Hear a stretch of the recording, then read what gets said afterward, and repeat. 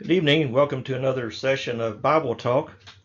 Bible Talk is an online Bible discussion webcast, so we hope that you will be able to join us in discussing our topic for this evening. If you're new to using Skype for Business, I might just point out a couple of items. If you click up in the upper right hand corner and the little icon there that's circled in yellow and click on presentation view, the slides that we'll be using in tonight's presentations will be a little bit larger for you.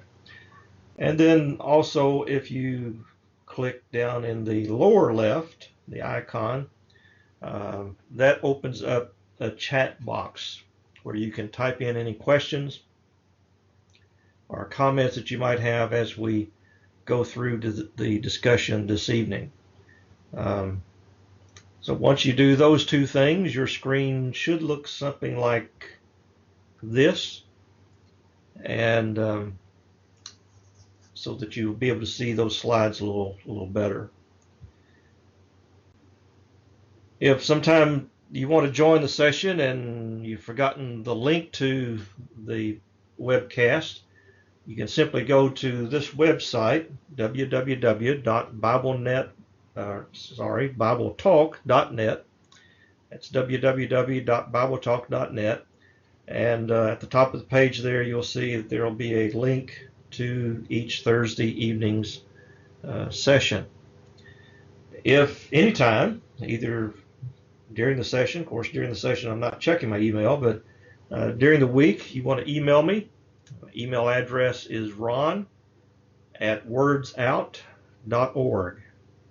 That's R-O-N, the at symbol, WORDSOUT.org. And so if you have questions about anything we've discussed, if maybe you'd like to suggest a topic or a question for some future webcast, feel free to email me at that address. Might just mention that on June the 21st, I'm scheduled to preach at the West End congregation in Richmond, Virginia. So if you're listening to this and are in the area on June 21st, they meet at 10 o'clock on Sunday morning, and so we would encourage you to join us for a lesson that we hope to present at that time. And we'd also encourage you to check out their website at westendchurchofchrist.org. It's westendchurchofchrist.org.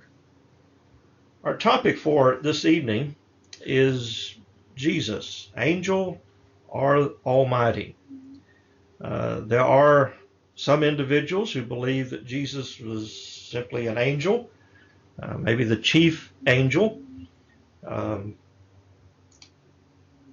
the archangel. There are others who obviously believe that he is Almighty God, that he is divine.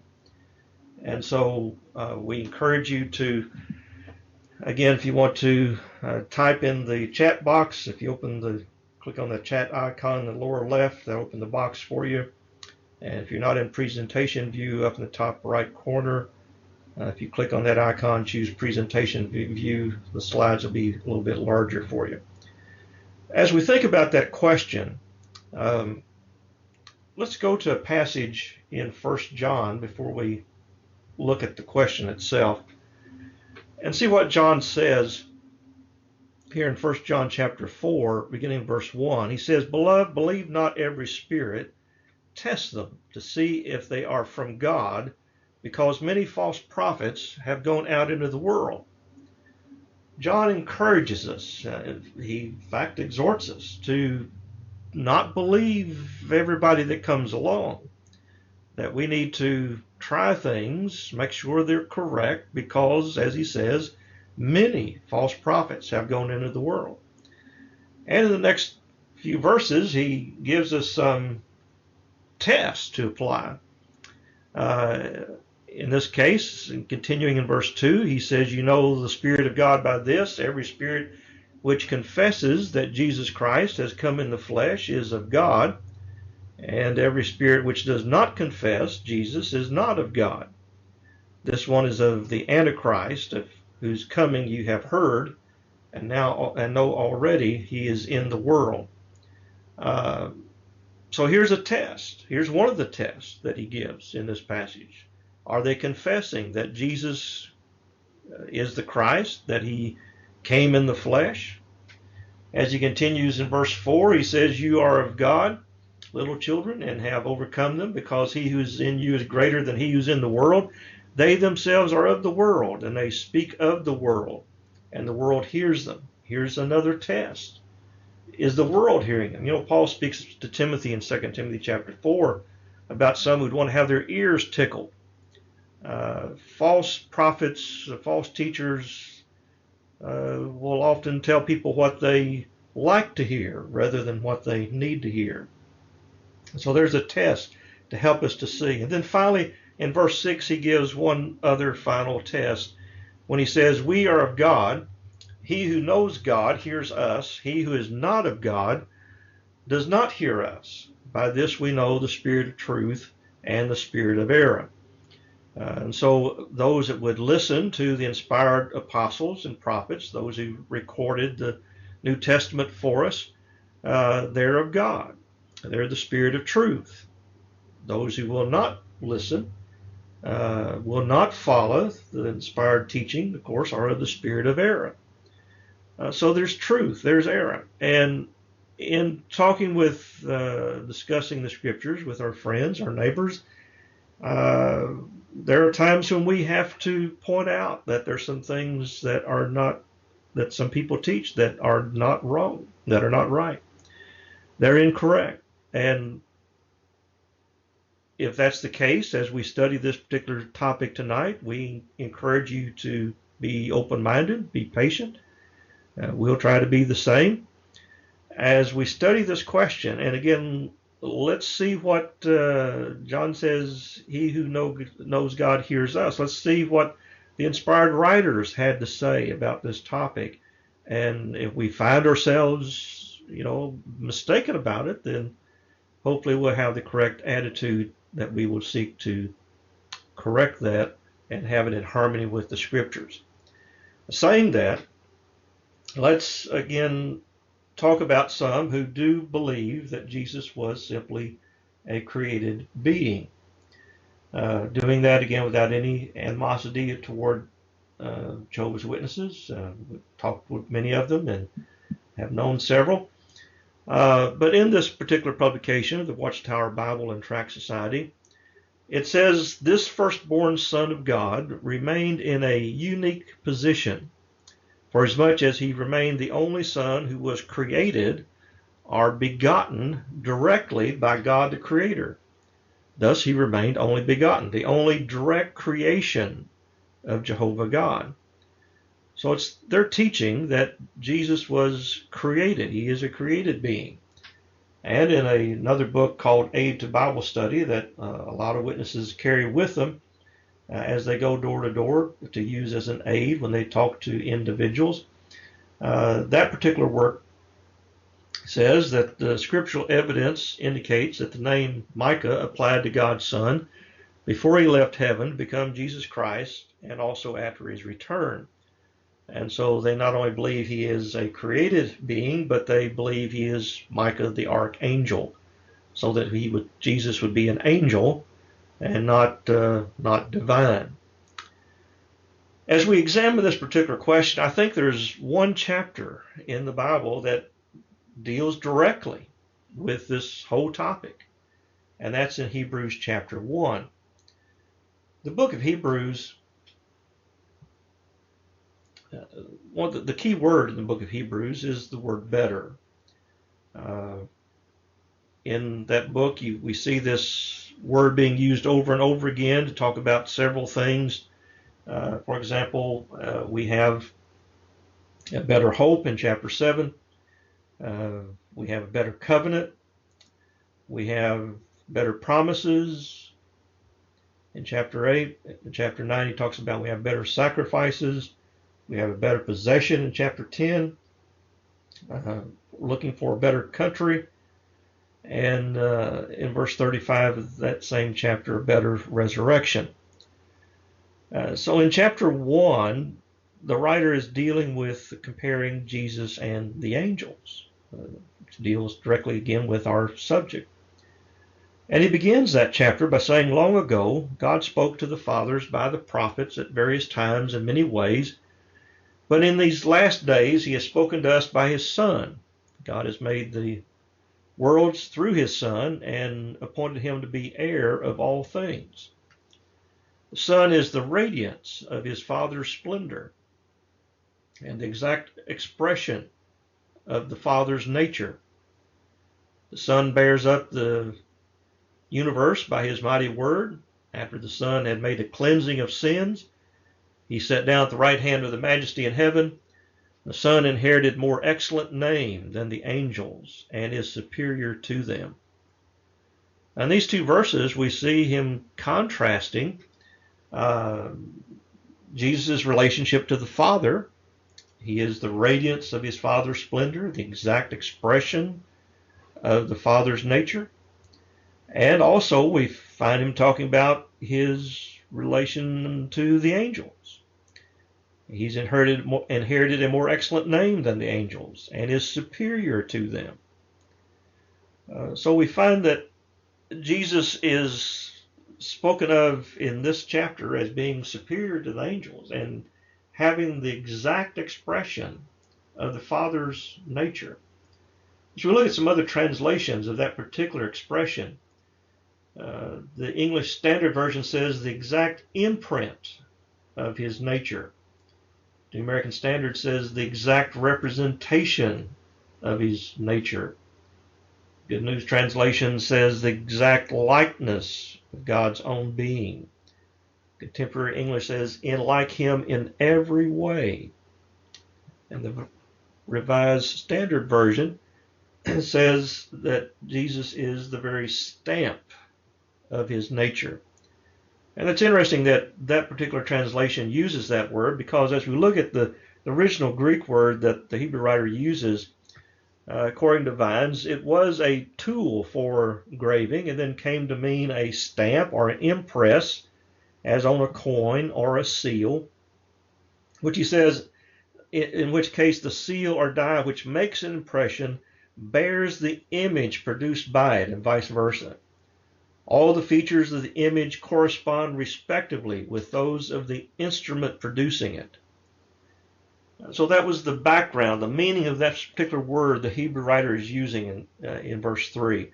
And Vine goes on to say regarding this particular passage that it's used metaphorically of the Son of God as the very image, the impress of his substance.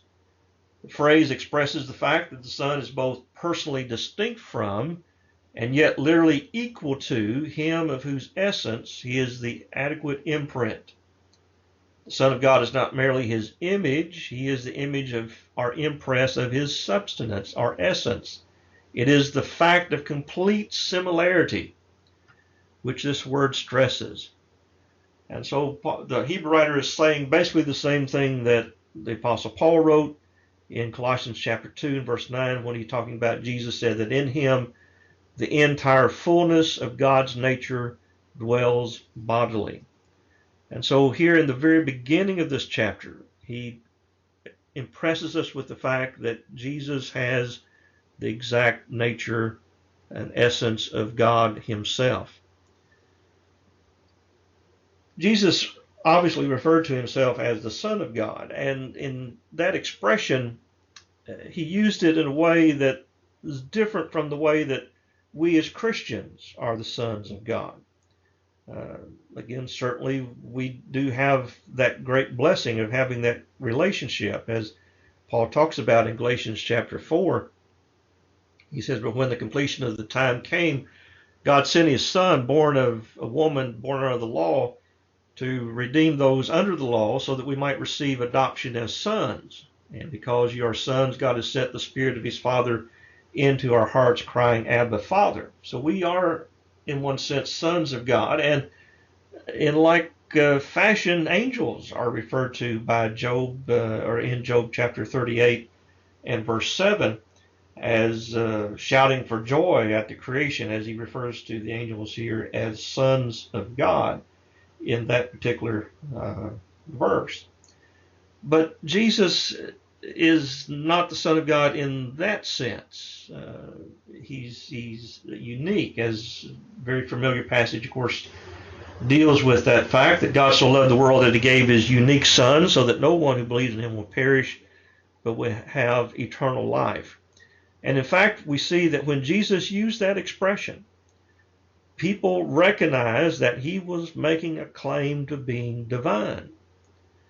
Go to John chapter 10, and starting there in verse 31. Notice that it says, again, the Jews picked up rocks to stone him. Jesus said, I have shown you many good works from the Father. For which of these do you stone me?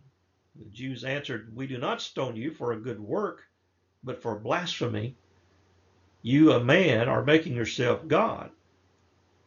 Dropping down to verse 36, Jesus says, how can you say of him whom the Father set apart and sent into the world, you blaspheme because I said, I am God's Son. And so you see how that the people that Jesus was addressing, when he used the expression Son of God, they realized he was making himself God. And so they issued the charge. Of course, they thought he was just a man. And so they issued the charge of blasphemy against him. In fact, in Luke chapter 22, we see this is basically the same charge that was put up against him for him being crucified. They all said, are you then the Son of God? He answered, you are saying that I am. They answered, what further need do we have of testimony? We have heard for ourselves from his own mouth. And so they understand Jesus claiming to be not a created being, not a Son of God as we are sons of God, not a Son of God as angels are Son of God, but the divine Son of God by using that expression. Now, with that in mind, let's look at the first chapter of Hebrews. And as he's made that proclamation there in verses 3 and 4, he now offers he quotes seven Old Testament passages to basically prove his point. And in chapter 1, people sometimes criticize us for offering what we sometimes refer to as proof texts, but that's basically what the writer of Hebrews was doing here in this first chapter. He was proving his claim that Jesus is superior to the angels because he is divine. In chapter 5, verse 5 rather, he quotes from the second Psalm in verse 7. In the second part of that verse, he quotes from 2 Samuel chapter 7 and verse 14, saying that Jesus will be a son to me. In verse 6 is a quote from Psalm 97 and verse 7, where they're exhorted to worship Jesus. In verse 7 is a quote from the 148th Psalm in verse 8, talking about the angels being as servants. In verses 8 and 9 are a quote from the 45th Psalm, verses 6 and 7. And verses 10 through 12 is quoted from 102nd Psalm. And finally, the last quote from the Old Testament is the 110th Psalm, which he quotes in verse 13 of this first chapter. So let's look at these individual proofs that this writer is offering that Jesus is superior to the angels. He is not an angel, but has indeed the exact expression of God's nature or his essence. He is divine. So we start in verse 5, where he quotes from two different passages. He says, at no time has God spoken to any angel, saying, you are my son, I have begotten you today. Indeed, or again, I will be a father to him, and he will be a son to me. And so the first argument, if you will, that the writer is making is that God is saying he never referred to any of his angels as he did in this unique sense of Jesus being his son. And so he is the divine Son of God. In verse 6, you have the second passage from the Old Testament, and here he says again, when he brought the firstborn into the world, he said, let all the angels of God worship him. So this is a passage where the angels are told to worship Jesus, worship the Christ. And we learn from other passages that the idea of worship of angels is certainly forbidden, as Paul did in Colossians chapter 2 and verse 18. And you may remember a passage in the book of Revelation where the one that was showing John the vision, he fell at his feet to worship him, and this being said to him, do not, I am your fellow slave, and if your brothers who hold the testimony of Jesus worship God.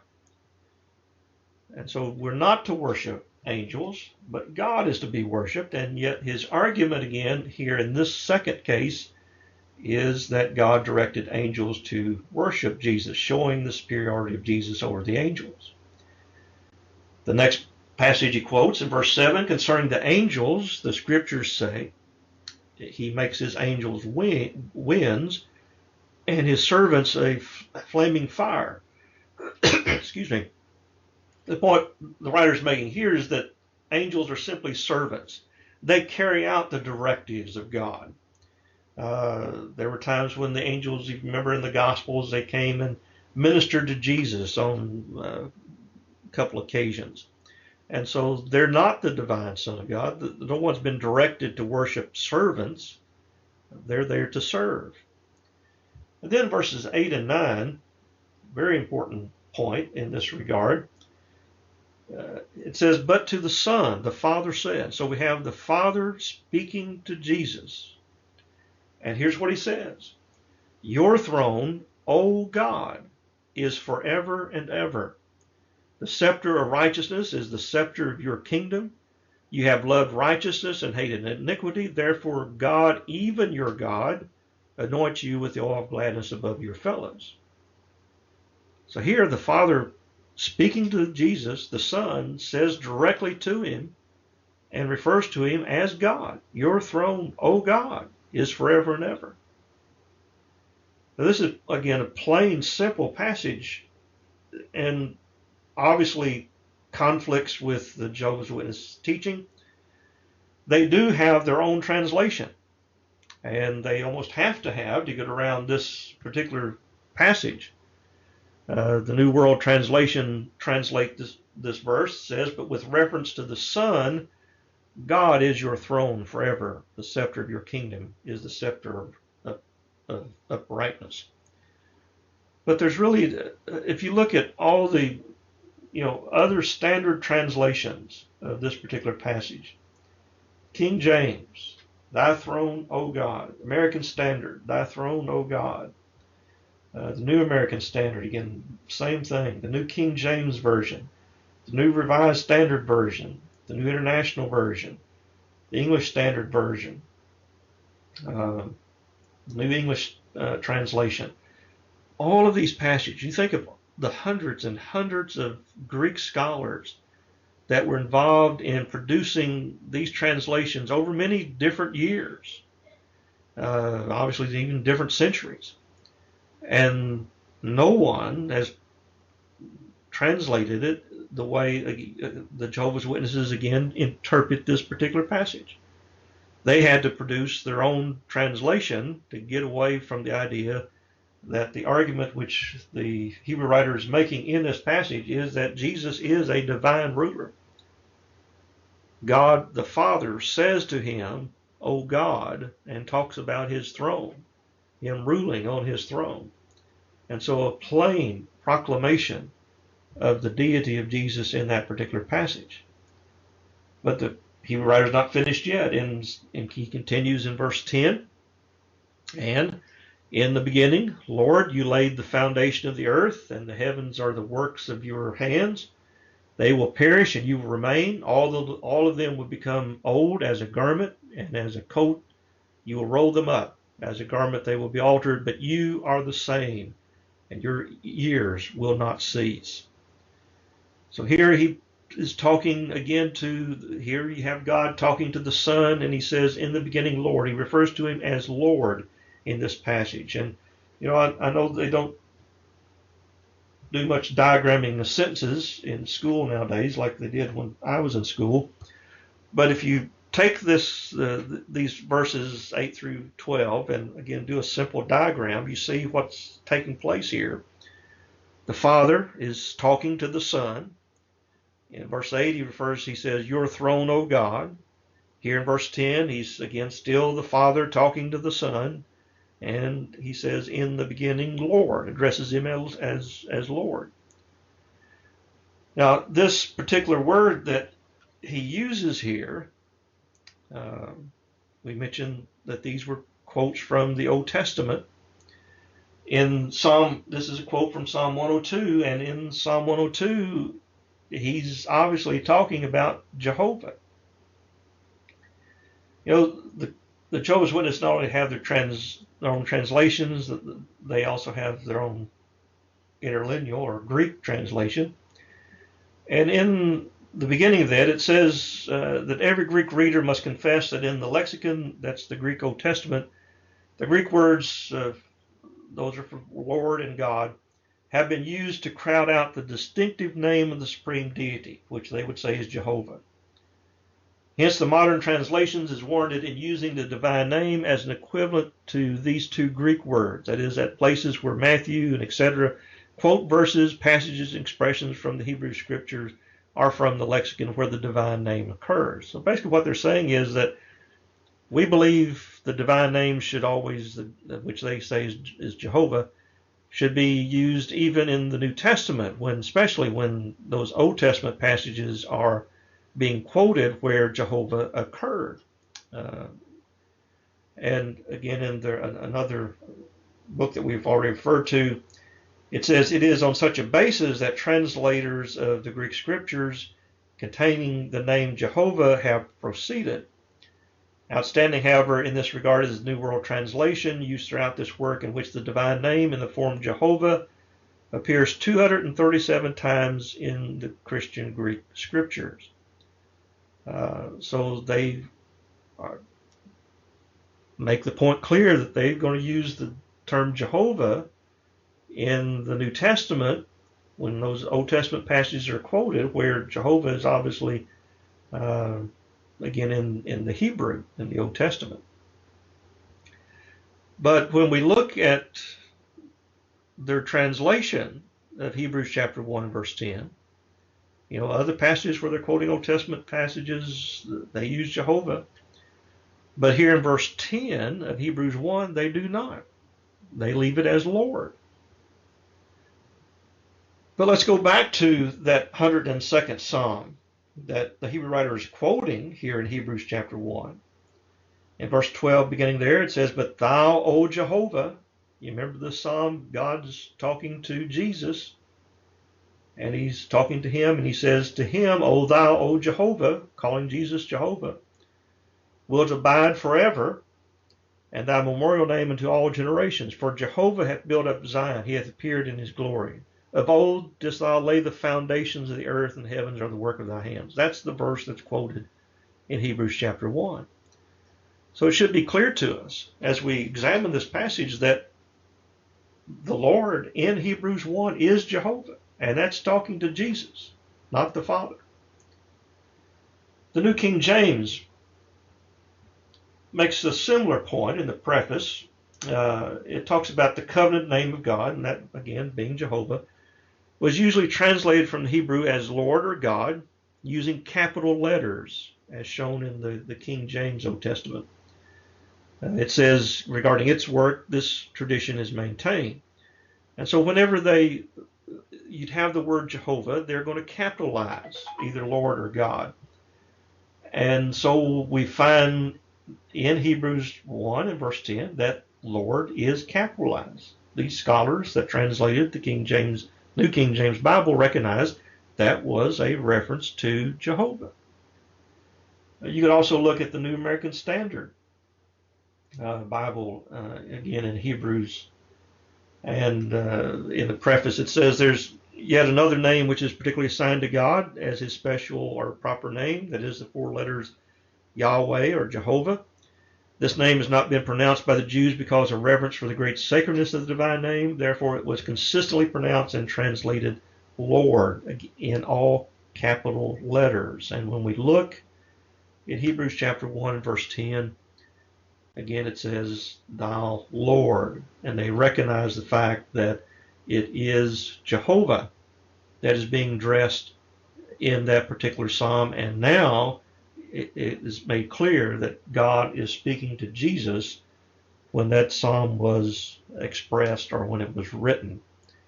And so this argument that he makes here is that Jesus is also the eternal creator. He is Jehovah, just as the Father is also Jehovah. Jehovah simply means an everlasting one, an eternal one. And that's the point that's being made there in verses 10 through 12. And then finally, in verse 13 and 14, the last Old Testament passage he quotes, At no time has God spoken to any angel, saying, Sit at my right hand until I make your enemies your footstools. The angels are ministering spirits sent out to serve those who are to inherit salvation. And so once again, we find that the angels are servants, they're ministering spirits. They're not ruling at the right hand of God as Jesus is. And so his point that he makes in the beginning of the chapter, that Jesus is superior to the angels, he is divine, he has the essence of God, he proves by, again, quoting these Old Testament passages. So our obvious answer to our question that we started with this evening is Jesus is divine. He is not a created being. He is not simply an angel. So that's our discussion for tonight. We've been glad that you've been able to join us. We haven't had any chats going on, any questions in the chat room, but if you do have a question you'd like to give after we end the program, simply email that to me at ron@wordsout.org. And we'll be glad to, again, if you have some topic you'd like for us to deal with in the future, use that same email address and contact us there.